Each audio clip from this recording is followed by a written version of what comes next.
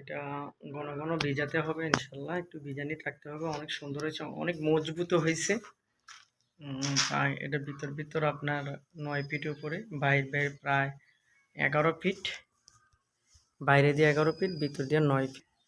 ঠিক আছে, তো ফুসি কাজটা অনেক সুন্দর, আশা করি করছে আমরা মোটামুটি হয়েছে। আর একটা কাছে যে জানালে এটা আমাদের ডিজাইন করা হয়েছে, অনেক ভালো লাগছে। এটা ওয়াশরুম, কাজের কোয়ালিটি অনেক সুন্দর।